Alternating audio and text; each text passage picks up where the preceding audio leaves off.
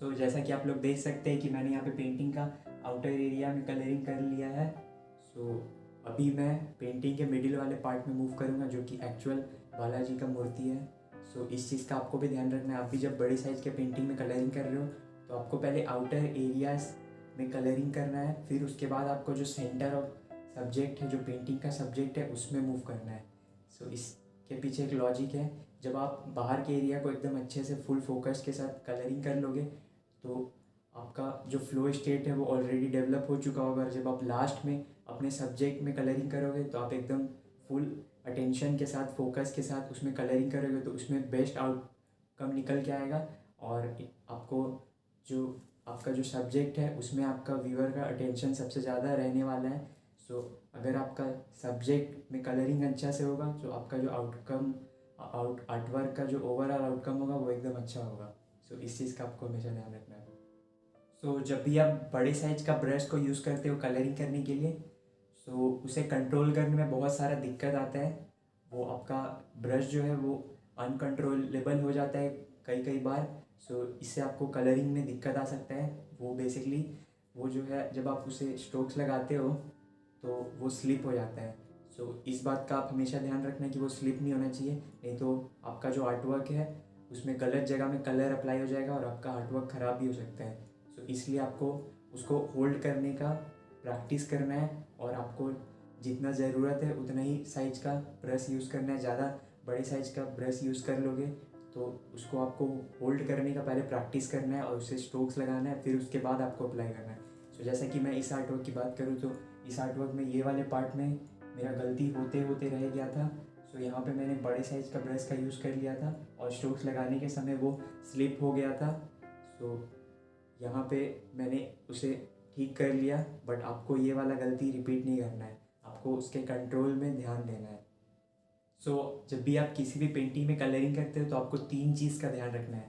पहला है शैडो, दूसरा है हाईलाइट और थर्ड है मिड टोन। जब आप इन तीनों एलिमेंट को अच्छे से मिक्स करके एक ऑब्जेक्ट में कलरिंग करते हो और कलरिंग करने के समय जब आप इन तीनों एलिमेंट को अपने ऑब्जेक्ट में ऐड करते हो तो उसका जो आउटकम होता है वो एकदम रियलिस्टिक निकल के आता है। जैसा कि अगर हम इस पेंटिंग में बात करें इस पेंटिंग में हम अभी 2 अलग अलग ऑब्जेक्ट को कंपैरिजन करेंगे और देखेंगे कि कौन सा ज़्यादा रियलिस्टिक लग रहा है। सपोज़ अगर हम बात करें तो यहाँ पे ये एरिया और ये एरिया को अगर हम कंपेयर करें तो ये थोड़ा कम रियलिस्टिक लग रहा है और ये थोड़ा ज़्यादा रियलिस्टिक लग रहा है, क्योंकि हमने इस वाले ऑब्जेक्ट में सारे एलिमेंट को अच्छे से मिक्स करके इसमें कलरिंग किया है। जैसा कि आप देख सकते हैं यहाँ पे शैडो भी है, हाईलाइट भी और मिड टोन भी है। इसीलिए ये काफ़ी ज़्यादा रियलिस्टिक लग रहा है। आपको भी कलरिंग करने के समय इस बात का ध्यान रखना है कि आपको शैडो, हाईलाइट और मिड टोन में ध्यान देते हुए कलरिंग करना है, तभी जो आपका ऑब्जेक्ट है वो एकदम रियलिस्टिक लगेगा। क्योंकि ऑब्जेक्ट रियलिस्टिक तभी लगता है जब उसमें सारे लाइटिंग कंडीशंस के अकॉर्डिंग कलरिंग हो और सब कंडीशन एकदम अच्छे से मैच हो, नहीं तो आपका जो आइज़ है वो गलती को नोटिस कर लेगा।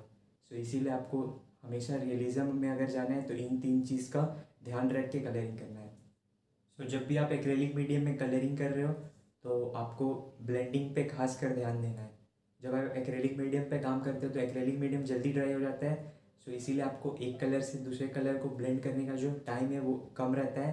बट अगर आप प्रैक्टिस करोगे और रेगुलर प्रैक्टिस के साथ आप इस एक्रेलिक कलर को ब्लेंडिंग करने का जो प्रोसेस है उसको मास्टर कर सकते हो। और आपका जितना ज़्यादा अच्छा ब्लेंडिंग होगा आर्टवर्क में उतना ही ज़्यादा रियलिस्टिक लगेगा आर्टवर्क। सपोज़ अगर इस आर्टवर्क में हम बात करें यहाँ पे इस वाले पोर्शन से आप इस वाले पोर्शन को देख सकते हैं। यहाँ से डार्क से होते हुए यहाँ पे लाइट कलर को हमने अचीव किया है। इसके बीच में जो ट्रांजिशन है वो एकदम स्मूथ है। इस ट्रांजिशन को एकदम स्मूथ रखने का जो प्रोसेस है उसको हम ब्लेंडिंग बोलते हैं। इसीलिए आपको ब्लेंडिंग पे खास कर ध्यान देना है, तभी जो आपका आर्टवर्क का जो आउटकम होगा एकदम रियलिस्टिक होगा। ब्लेंडिंग पे आपको हमेशा फोकस करना है।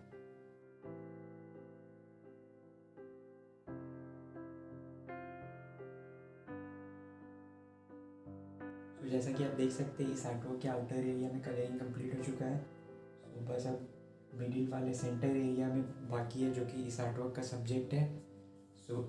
यहाँ पे मेरे को एक टॉपिक डिस्कस करना था। जैसा कि आप इस रेफरेंस पिक में देख सकते हैं यहाँ पे सेंटर ऑफ ऑब्जेक्ट जो है वो थोड़ा अंदर की तरफ है। यहाँ पे आपको कलरिंग करते समय इल्यूजन क्रिएट करना पड़ेगा कि ये सेंटर ऑफ ऑब्जेक्ट है, जो आर्टवर्क का सेंटर है वो थोड़ा अंदर की ओर है। तो इसके लिए आपको कलरिंग मिक्सिंग करते समय इस बात का ध्यान रखना है कि आपको कलरिंग को इस तरह से मिक्स करना है और वैल्यूज़ के साथ थोड़ा एडजस्टमेंट करना है कि एक इल्यूजन क्रिएट हो जाए कि आपका जो ये सेंटर ऑफ ऑब्जेक्ट है ये अंदर की ओर है।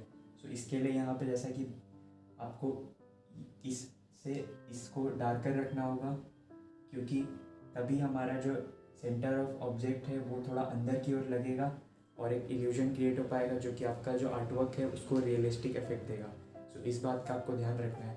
आपको हमेशा कलर मिक्सिंग के समय जो आपका आउटर एरिया उससे आपका इनर एरिया को थोड़ा डार्कर रखना है, उसका वैल्यू को थोड़ा आपको डार्क कर देना है, तभी जाके ये इफेक्ट क्रिएट होगा। सो इस बात का ध्यान रखना है जब भी आप इस तरह के आर्टवर्क क्रिएट कर रहे हो जिसमें आपका जो सेंटर ऑफ ऑब्जेक्ट है वो अंदर की ओर है। सो जैसा कि आप यहाँ पे देख सकते हैं, मैंने यहाँ पे जो भी डिटेलिंग वाला पार्ट है उसको पहले कलरिंग कर लिया है और अब हमारा ऑरेंज कलर रिमेनिंग है। सो ऑरेंज कलर को अब हम एक साथ अप्लाई करेंगे। सो इस चीज़ का आपको हमेशा ध्यान रखना है। आपको पहले जो भी डिटेलिंग वाले एरियाज़ है उनको एक बार में उनमें कलरिंग कर लेना है और कलरिंग करते समय आपको एक बात का ध्यान रखना है, सपोज गोल्डन कलर को आप कलर करें तो यहाँ पे जितना भी एरिया है उसमें आपको सारे एरिया में गोल्डन कलर को एक बार कर लेना है। फिर उसके बाद आपको ग्रे कलर वाला जितना एरिया है उसको एक बार में कलर कर लेना है और फिर आपको ऑरेंज कलर को एक बार में कलर करने के लिए आराम से छोड़ देना है, तभी आप प्रॉपरली कलर को इम्प्लीमेंट कर पाओगे। तो इस चीज़ का आपको ध्यान रखना है। आपको एक बार में जो भी कलर जहाँ जहाँ एरिया और पर्टिकुलर एरिया में यूज़ हो रहा है उसको सारे को एक बार में आपको अप्लाई कर देना है और फिर उसके बाद आपको जो भी एरियाज़ में जो भी लार्ज एरिया में एक पर्टिकुलर कलर है जो कि आपका यूज़ होने वाला है तो आपको उसको रिमेनिंग छोड़ देना है। सो अभी हम इस सारे एरिया में ऑरेंज कलर को अप्लाई करेंगे। सो ऑरेंज कलर अप्लाई करने से पहले जो भी डिटेलिंग्स था उसको हमने कंप्लीट कर लिया है, तो वो वाला डिटेलिंग वाला पार्ट हट गया है। सो इसी तरह से आपको स्टेप बाय स्टेप कलरिंग करना है।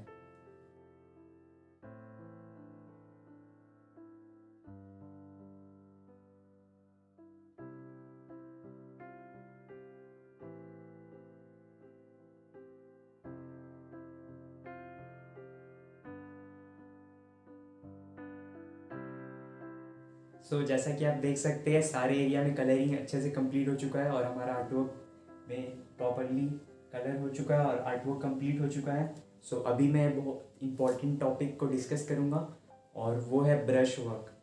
सो ब्रश वर्क पे अगर आप ध्यान देके कलरिंग करते हो तो आपका जो आर्टवर्क है उसमें कलरिंग का जो लेवल है वो एकदम नेक्स्ट लेवल में चला जाएगा और आपका आर्टवर्क एकदम रियलिस्टिक हो जाएगा और वो एकदम रियलिज्म के एकदम क्लोज आ जाएगा। सो अभी मैं आपको ब्रश वर्क के बारे में बताता हूँ। सो यहाँ पे मेरे पास ये है एक brush. So basically brush work में हमको कुछ चीज़ों का ध्यान रखना होता है कलरिंग करने के समय। पहला है पैटर्न, दूसरा है डायरेक्शन और थर्ड है स्ट्रोक्स।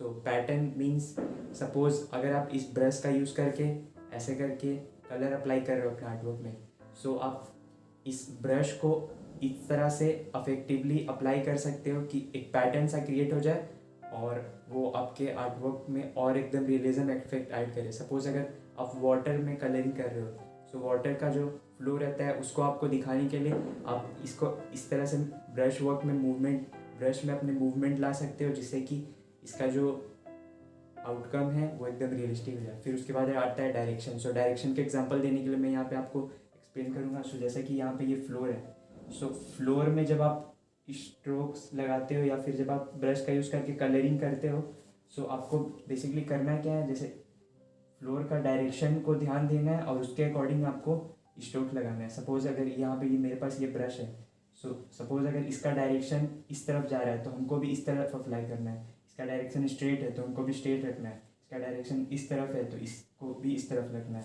तो इससे होता क्या है, जो फ्लोर है वो एकदम रियलिस्टिक लगेगा जैसे कि वो एकदम रियल है।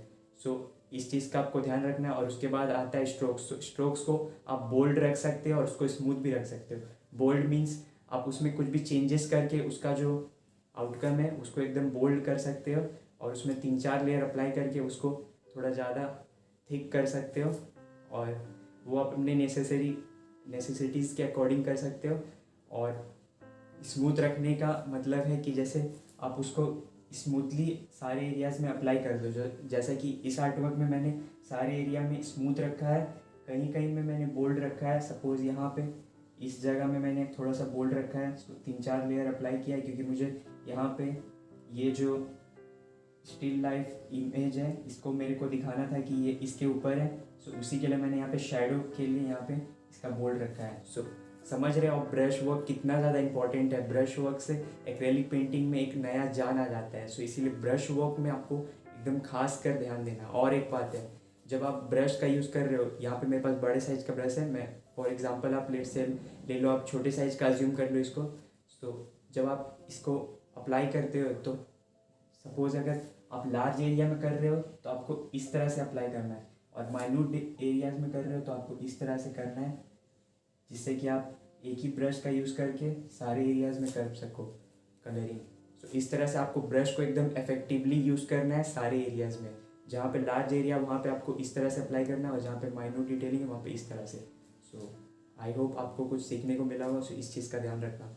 सो ये आर्टवर्क तो फाइनली कंप्लीट हो चुका है। सो इस आर्टवर्क को बनाने के लिए मुझे 10 डेज़ लगा है। सो हर दिन मैंने 6 to 7 आवर्स इसमें काम किया था, और ऐसे करके मुझे 10 डेज़ लगा है। सो इस आर्टवर्क को बनाने में मेरे पेशेंस का टेस्ट हो चुका है काफ़ी ज़्यादा। सो आपको भी इसी तरह से अपना पेशेंस को बढ़ाना है हर एक आर्टवर्क के थ्रू, और जितना ज़्यादा आपका पेशेंस होगा उतने ज़्यादा आपका आर्टवर्क का क्वालिटी भी इम्प्रूव होगा। सो और एक बात है, जब मैं इस आर्टवर्क में कलरिंग कर रहा था तो एक गलती था जो कि मैंने बार बार किया है, और वो आप मत करना। सो जब मैं कलरिंग कर रहा था तो मैं बहुत बार इस पार्ट से उस पार्ट, उस पार्ट से उस पार्ट, मेरा जो अटेंशन है वो मूव हो जा रहा था। सो मैं कभी सोच रहा था कि इसको छोड़ के इसको कलर कर लूँ, इसको छोड़ के इसको कलर कर लूँ। सो ऐसा आपको नहीं करना है। आपको एक पार्ट को प्रॉपरली कंप्लीट करना है, फिर उसके बाद आपको नेक्स्ट पार्ट में मूव करना है। और प्लानिंग बहुत ज़्यादा ज़रूरी है जब इस तरह के आप बड़े आर्टवर्क में काम करते हो। प्लानिंग ही है जो आपका आर्टवर्क को जो एकदम अच्छा बनाएगा और उसको एकदम सक्सेसफुली उसका आउटकम को निकालेगा। सो इसलिए प्लानिंग पे आपको खास फोकस करना है। सो आई होप आपको इस वीडियो से कुछ सीखने को मिला हो। So till that keep practicing, keep getting, see you in the next video. Live, love, create. Thank you so much for watching.